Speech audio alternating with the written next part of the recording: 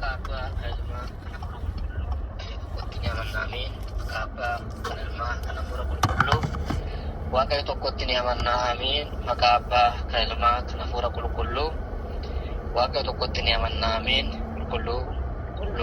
Kullu jedhamte lafaaf samii jidduutti kan galateeffamtu Waaqa qulqulloota Waaqa keenyas kan taate uumaa keenya Kiristoos ulfinneef galanni siif haa ta'u.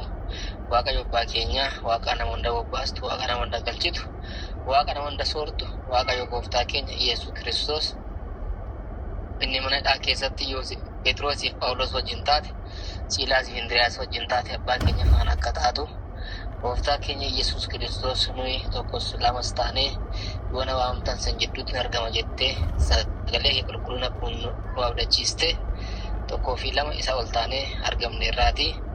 Sagalee kee qulqulluu nu abdachiite sana nu ergite afur qulqulluu keetiin nu badhaaste tokkummaa jaalala nageenya akka nu kennituuf yaa abbaa keenya jennee si kadhannaa. Yaa abbaa keenya yoo samiirra kan jiraattu maqaan kee haa galateeffamu, mootummaan kee haa dhufu, jaalalli kee samiirra akkuma ta'e akkasuma lafarratti haa ta'u. Buddeena keenya irraa nuuf kenni, yakka keenya nuuf dhiisi, nutis kan yakkine akkuma dhiifnu qorumsatti nu galchiin.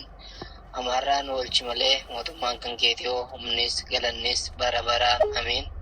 Yaa giftii keenya Dubroo Maariyaam nagaa ergama Gabri'eel qulqulluutiin nagaa siin jenna. Yaada keetiin durba foon keetiinis dubra yaada Waaqayyoo siif galanni haa ta'u.